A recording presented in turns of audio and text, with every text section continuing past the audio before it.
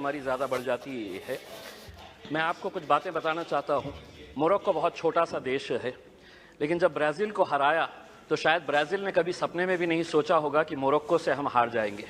Messi की Argentina को जब सऊदी अरब ने हराया तो अर्जेंटीना ने कभी सोचा भी नहीं होगा कि सऊदी अरेबिया हमें इस तरह से हरा सकता है करके। लेकिन ये दोनों टीम्स, चाहे वो मोरक्को हो या सऊदी अरेबिया, जब मैदान में उतरे होंगे, उन्होंने पिछले 5 सालों से लगातार मेहनत कर रहे हैं ये सोचकर कि हम उतरेंगे तो हम जीतेंगे करके। हमें 135 करोड़ की आबादी वाले देश के अंदर हम लोग क्या कर रहे थे उस वक्त? हम टेलीविजन के सामने बैठे हुए थे और हम ताली बजा रहे थे। खिलाड़ी कोई और था मैदान के अंदर, लेकिन हम खुश हो रहे थे कि देखिए कितना अच्छा गेम हो रहा है करके। उसमें हमें अफसोस इस बात का होना चाहिए कि 135 करोड़ की आबादी वाले देश के अंदर हमने 11 फुटबॉल खिलाड़ियों को तैयार नहीं किया।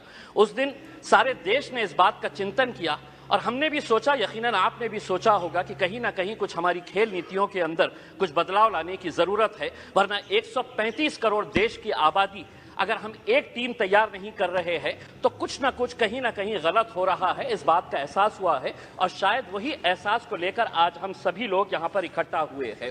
मंत्री जी, मैं आपसे पूछना चाहता हूं, यूएस और चाइना ऐसा क्या कर रहा है कि उनके खिलाड़ी मैदान के अंदर उतरते हैं? कोई भी इंटरनेशनल इवेंट जब ऑर्गेनाइज होता है तो उनके खिलाड़ी गोल्ड ऐसे ही हंसते हंसते लेकर चले जाते हैं। हम एक गोल्ड अगर लेके आ जाते हैं तो पूरा देश सेलिब्रेट करता है, बल्कि प्राइम मिनिस्टर ले लीजिएगा, पूरे मिनिस्टर्स ले लीजिएगा, पूरे चीफ मिनिस्टर्स उसका जश्न मनाते हैं, जबकि हमारे पास पोटेंशियल इससे ज्यादा है। कहीं ना कहीं हम कुछ ऐसा नहीं कर पा रहे हैं वो कर रहे हैं करके। वो क्या कर रहे हैं? तो वो बचपन से ही अपने खिलाड़ियों को आइडेंटिफाई कर रहे हैं, कौन हमारा खिलाड़ी कौन से खेल के अंदर है, और उसके बाद पूरी जिम्मेदारी उनके स्पोर्ट्स एसोसिएशन, फेडरेशन और वहां की सरकार उठा रही है।